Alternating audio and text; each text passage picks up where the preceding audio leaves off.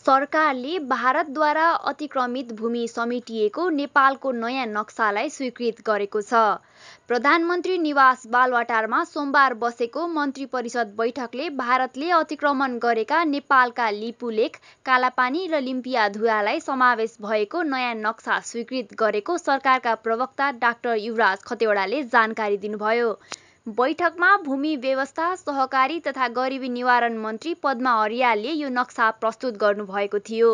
यसअघि गत जेठ 2 गते सरकारले पेश गरेको नीति तथा कार्यक्रममा पनि सरकारले भारतले अतिक्रमण गरेको लिपुलेख, लिम्पियाधुरा, कालापानी लगायत भूभाग समेटेर नयाँ नक्सा जारी गर्ने प्रतिबद्धता गरेको थियो। लिम्पियाधुरा, लिपुलेख र कालापानी क्षेत्र नेपालको भूमि हो र त्यसलाई प्राप्त गर्न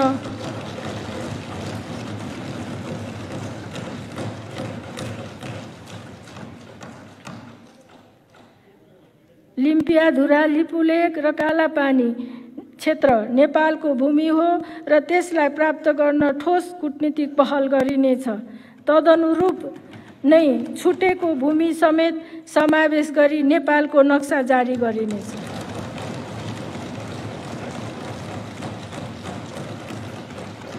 बैठकले नयाँ नक्सा नै नेपालको आधिकारिक नक्सा हुने र सबै क्षेत्रमा नक्सा अद्यावधिक गरेर नयाँ नक्सा प्रयोगमा ल्याउने प्रवक्ता खतिवडाले जानकारी दिनुभयो। यस्तै उहाँले कोरोना पछिको लकडाउनको अवस्थालाई मध्यनजर गर्दै बजेट ल्याइने पनि जानकारी दिनुभयो। आज मिति 2077 साल जेठ 5 गते बसेको मन्त्री परिषदको बैठकले भूमि व्यवस्था, सहकारी तथा गरिबी निवारण मन्त्रालयबाट प्रस्तावित नेपालको अद्यावधिक नक्सा स्वीकृत गरेको छ।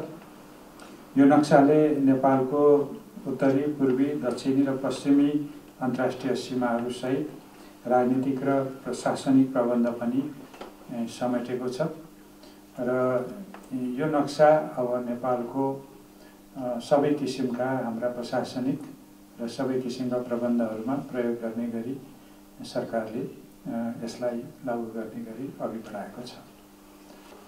मन्त्रीज्यू, मेरो प्रश्न छ, नयाँ नक्सामा के विषयहरू समेटेका छन्? एउटा अर्को कुरा, नयाँ नक्सा स्वीकृत भएसँगै अब निशाना छाप लगायतका विषय पनि अद्यावधि गर्नुपर्ने हुन्छ होला, त्यसमा के गरिन्छ? र कोरोनाको सङ्क्रमणसँगै अब नयाँ बजेटको तयारीमा हामी छौँ, के छ त्यसको तयारी? यो नयाँ नक्सामा हाम्रा अन्तर्राष्ट्रिय सिमानाहरूमा खास गरी नेपालको पश्चिमोत्तरी क्षेत्रमा रहेको लिम्पियाधुरा, लिपुलेख र कालापानी क्षेत्र समेटिएको छ।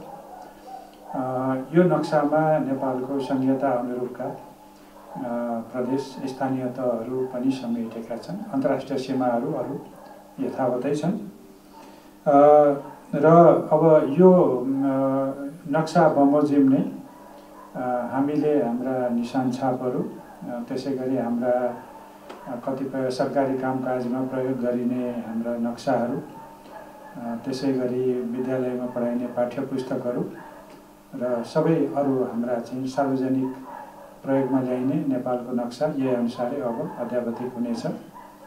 अर्थमन्त्री समेत रहनुभएका खतिवडाले अबको 1-2 दिनको अवस्था अध्ययन गर्दै नयाँ बजेट तोकिएकै दिन ल्याउने बताउनुभयो। र अब जहाँसम्म चाहिँ यो बजेटको तयारीको सन्दर्भको कुरा उठाउनु भएको छ, हामी दैनिकी जस्तै कोरोनाको जोखिम बढ्दै गरेको अवस्थामा छौँ।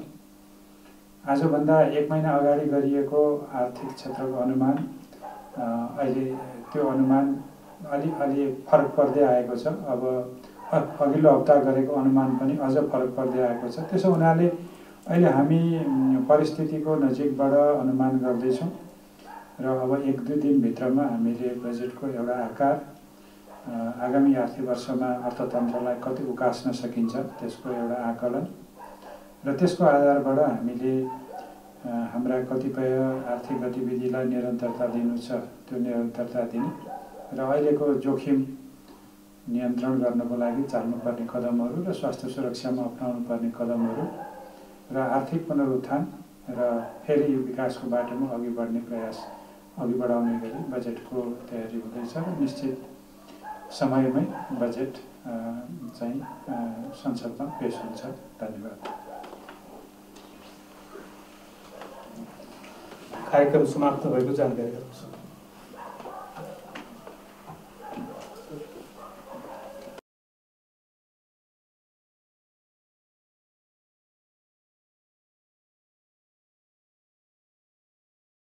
अहिले जुन प्रचलनमा रहेको नक्सा छ त्यो नक्सामा लिम्पियाधुरा छुटेको छ।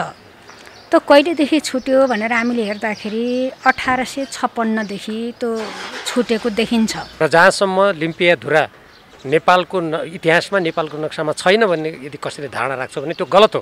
त्यो क्षेत्रबाट भारतीय सेना हट्नुपर्ने, त्यो क्षेत्रमा नेपालको आफ्नो सार्वभौम सत्ता अनुकूल प्रशासनिक उपस्थिति हुनुपर्ने काम गर्दै थिए त। अनि काम गर्दा गर्दै सरकारबाट हटेपछि के गर्ने त? त्यति बेला के म बहुमतमा थिएँ? त्यति बेला नेकपाको एउटा आफ्नै बहुमतको सरकार थियो। त्यति बेला तत्कालीन मधेसी मोर्चामा रहेका राजनीतिक दलहरूदेखि नेपाली काङ्ग्रेस लगायत सबै सरकारमा थिए। तत्कालीन नेकपा माओवादी विद्रोहमा थियो, आन्दोलनमा थियो। अनि त्यो बेला पनि मैले सिमानामा पर्याप्त ध्यान दिएर म योजना बनाएर काम गर्दै थिएँ नि। स्वागत छ। धन्यवाद। बैठक 2 दिन लगाएर आज सम्पन्न गरिएको छ। खास के कुरामा भयो त? छोटो। नेपालको दार्चुला जिल्लाको लिम्पियाधुरा, लिपुलेक लगायत कालापानी क्षेत्रमा जुन भारतीय अतिक्रमण रहेको छ त्यो अतिक्रमण तुरुन्त हट्नुपर्छ। र विशेष गरी जुन तावाघाटबाट लिपुलेकसम्म अहिले भारतले सडक बनाएर उद्घाटन गरे भनेको छ त्यो नेपालको सार्वभौमतामाथिको अतिक्रमण हो र हाम्रो भूभागमाथिको अतिक्रमण हो। यो अतिक्रमण बन्द गर्नुपर्छ र नेपाल सरकारको तर्फबाट उच्च तहमा राजनीतिक कूटनीतिक वार्ता गर्नुको साथसाथै त्यहाँ हाम्रो आफ्नो प्रशासनिक उपस्थितिको लागि गर्नुपर्ने के छ त्यो सम्बन्धमा ध्यानाकर्षण बैठकका मान्य सदस्यहरूबाट गराइएको छ। र अहिले अन्तर्राष्ट्रिय सम्बन्ध समितिको बैठक समाप्ति हुने बेलामा समितिका मान्य सभापतिजीबाट त्यो क्षेत्रबाट भारतीय सेना हट्नुपर्ने, त्यो क्षेत्रमा नेपालको आफ्नो सार्वभौम सत्ता अनुकूल प्रशासनिक उपस्थिति हुनुपर्ने भन्ने कुरामा उहाँले जोड दिनुभएको छ। र सम्भवतः यही दृष्टिकोणबाट समितिको निर्णयको कुरा पनि बाहिर आउँछ भन्ने कुरा पनि उहाँले भन्नुभएको छ। र सरकारको तर्फबाट परराष्ट्र मन्त्रीजीले नेपालको सार्वभौम सत्ता अखण्डता भू अखण्डताको रक्षाको लागि हामी तत्पर छौँ र हामी यो जुन भारतले यो कोरोना सङ्क्रमणको स्थिति समाप्त भएपछि वार्ता गर्ने जुन कुरा भनेको छ त्यति बेलासम्म हामी प्रत्यक्ष गर्न सक्दैनौँ। यो वार्ता तत्काल हुनुपर्छ र यो समस्या समाधान हुनुपर्छ भन्ने कुरा उहाँले पनि भन्नुभएको छ। हाम्रो पनि धारणा के हो भने नेपालको भौगोलिक अखण्डतामाथि प्रहार गर्ने, नेपालको सार्वभौम सत्तामाथि प्रहार गर्ने, नेपालको स्वतन्त्रतामाथि प्रहार गर्ने काम यो अन्तर्राष्ट्रिय कानुन विपरीत छ। दुई देशको बीचमा भएका विगतका सन्धि सम्झौताको विपरीत छ। असल छिमेकी नीतिको विरुद्धमा छ यो। र साँच्चै भन्ने हो भने आज जुन विश्व अन्तर्राष्ट्रिय एउटा स्थापित मान्यता अनुसार चलेको छ, देशहरूका बिचका सम्बन्धहरू सञ्चालन हुन्छन्, त्यसको पनि विपरीत छ। अर्थात् यो सभ्य समाजको धारणा पनि विपरीत छ। त्यसकारण यो काम बन्द हुनुपर्छ भन्ने हामी सबैको एउटै धारणा छ र यही कुरा बैठकमा अभिव्यक्त भएको छ। हजुरले मन्त्रीजीले आरोप लगाउनु पनि त उहाँले लिम्पियाधुरा नेपालमा छैन भनेर भन्नुभएको कुरालाई चाहिँ निकै मद्दत भयो। खास कुरा चाहिँ किन यस्तो आयो के भन्नु? होइन त्यो त उहाँलाई नि सोध्नुहोस्। मैले उहाँलाई आरोप लगाएको होइन कि उहाँले जुन हिजो अन्तर्वार्ता दिनुभयो त्यो अन्तर्वार्तामा उहाँले त्यस्तो प्रकारको अभिव्यक्ति दिनुभएको हुनाले त्यो अभिव्यक्ति के हो भनेर मैले उहाँलाई प्रश्न गरेको छु। र जहाँसम्म लिम्पियाधुरा नेपालको इतिहासमा नेपालको नक्सामा छैन भन्ने यदि कसैले धारणा राख्छ भने त्यो गलत हो र उहाँबाट त्यस्तो खालको कुरा चिप्लिएर पनि आएको हुनसक्छ। त्यसैले मैले यो कुरा के हो भन्दाखेरि उहाँले मेरो त्यस्तो होइन धारणा, लिम्पियाधुरा पनि नेपालको हो भनेर उहाँले सच्याउनु भएको छ। सच्याउने कुरा त राम्रो कुरा हो, मैले त्यो गलत कुरा हो भनेर त्यसको खण्डन गरेको हो। 22 किलोमिटर सडकमा चाहिँ अब भारतीय गाडी कुद्न थाले व्यापारिक रूपमा। तर यो समस्या त पहिलेदेखि आएको, यो कोरोनाको बिचमा यो आउनु भनेको कतिको आफूलाई समस्या नेपाललाई लाग्छ? हामीले यस सम्बन्धमा पहिलेदेखि नै कुरा उठाएका छौँ। अन्तर्राष्ट्रिय सम्बन्ध समितिमा पनि हामीले कुरा उठायौँ। हामीले राज्यका निर्देशक सिद्धान्तको कार्यान्वयनको अनुगमन सम्बन्धी समितिमा पनि यो कुरा उठायौँ। यो कुरा नउठाएको होइन, हामीले पटक पटक उठाउँदै आएका छौँ, बोल्दै आएका छौँ। तर सरकारको तर्फबाट जुन किसिमले प्रभावकारी रूपमा पाइला चाल्नुपर्ने हो त्यो चालिएन। फलस्वरूप भारतले एकतर्फी रूपमा त्यहाँ अगाडि बढ्न सजिलो भयो। अझ यसैमा तपाईँले अहिले कोरोनाको सङ्क्रमण यस्तो फैलिरहेको बेलामा विश्व मानव जाति नै महामारीको विरुद्ध लड्नुपर्ने बेलामा भारतले यस्तो व्यवहार किन गर्यो भन्ने तपाईँको यदि प्रश्न हो भने यो त नितान्त गलत व्यवहार हो। यो कुनै छिमेकी देश एउटा अन्तर्राष्ट्रिय कानुन मान्यता मर्म र एउटा समानताको आधारमा सबैजना अगाडि बढौँ भन्ने यो धारणा नै भएन। यो गलत धारणा हो र यही बेलामा सबैजना बन्देजको अवस्थामा भएको बेलामा मौका छोप्ने जस्तो कुरा यो अत्यन्त गलत कुरा हो। हामी सबैले यसको विरोध गरेका छौँ, विरोध गर्नुपर्छ। हजुर पनि पटक मन्त्री भएको बेलामा पनि कुरो उठेन, अहिले तपाईँले कुरा बढी गर्नुभयो भन्ने पनि आइरहेछन् बाहिर। खास किन पहिलेदेखि कुरा त उठाएको अथवा नगर्न सकेको अथवा यस्तो भइराख्ने हो? यो नबुझ्ने मान्छेले कुरा गरेको हो। जति बेला नेपाल द्वन्द्वमा थियो, नेपालमा जति बेला संयुक्त सरकारहरू बन्थे, कहिले 5 महिनाका सरकार हुन्थे, कहिले 9 महिनाका सरकार हुन्थे, त्यो बेला त कुराको जानकारी प्राप्त गरेर कार्यान्वयन हुने स्थिति कहाँ थियो? त्यही भएर त नेपाली जनताले विगतका ती सरकारमा काम भएन, अस्थिरता भयो, अब राजनीतिक स्थायित्व हुनुपर्छ भनेर त झन्डै 2/3 दियो त नेपाल कम्युनिस्ट पार्टीलाई। जस्तो म गृहमन्त्रीको कुरा गर्नुहुन्छ भने म गृहमन्त्रीको बेला कस्तो थियो स्थिति?